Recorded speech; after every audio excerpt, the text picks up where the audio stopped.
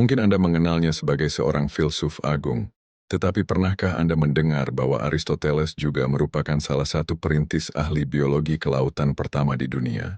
Jauh sebelum para pemikir abad pencerahan, ia telah mengamati dan mendokumentasikan kehidupan laut dengan ketelitian yang luar biasa, menunjukkan keluasan pengetahuannya yang melampaui batas-batas filsafat. Inilah kisah tentang seorang pria yang tidak hanya membentuk cara kita berpikir, tetapi juga cara kita melihat dunia alam. Lahir pada tahun 384 SM di Stagira, sebuah kota pesisir Yunani, Aristoteles tumbuh dengan rasa ingin tahu yang tak terbatas. Pada usia 17 tahun, ia melakukan perjalanan ke Athena untuk bergabung dengan Akademi Plato, pusat intelektual dunia kuno. Di sana, di bawah bimbingan sang guru Plato, ia menghabiskan 2 dekade untuk menyerap ilmu pengetahuan, mempertajam logikanya, dan mengembangkan kerangka berpikir kritisnya sendiri. Setelah Plato wafat, Aristoteles meninggalkan Athena dan menerima undangan dari Raja Philip II dari Makedonia.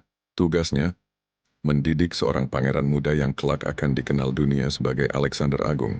Selama bertahun-tahun ia menanamkan kecintaan akan ilmu pengetahuan, etika dan politik kepada muridnya yang penuh semangat itu. Namun Aristoteles bukan sekadar seorang pemikir yang terkurung dalam dunianya. Ia dikenal sebagai individu yang modis, seringkali mengenakan cincin dan pakaian berkualitas, menunjukkan bahwa kecerdasan dan gaya dapat berjalan beriringan. Setelah menyelesaikan tugasnya sebagai guru kerajaan, Aristoteles kembali ke Athena pada tahun 335 SM dan memulai babak paling produktif dalam hidupnya. Ia mendirikan sekolahnya sendiri yang bernama Lyceum, sebuah pusat pembelajaran yang menyaingi Akademi Plato. Disinilah ia dan para muridnya, yang dikenal sebagai kaum peripatetik, karena kebiasaan mereka berdiskusi sambil berjalan-jalan, merevolusi hampir setiap bidang ilmu pengetahuan. Aristoteles menulis ratusan karya tentang logika, metafisika, etika, politik, retorika, puisi, dan biologi. Namun ada sebuah fakta tragis yang menyelimuti warisannya. Diperkirakan sekitar 2/3 dari seluruh tulisan aslinya, terutama dialog-dialog dan karya-karya yang ditujukan untuk publik, telah hilang di telan zaman, lenyap selamanya dari peradaban.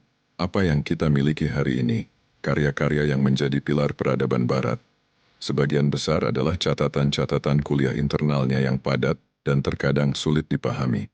Ini adalah sisa-sisa pemikirannya yang tidak dimaksudkan untuk dibaca oleh masyarakat luas.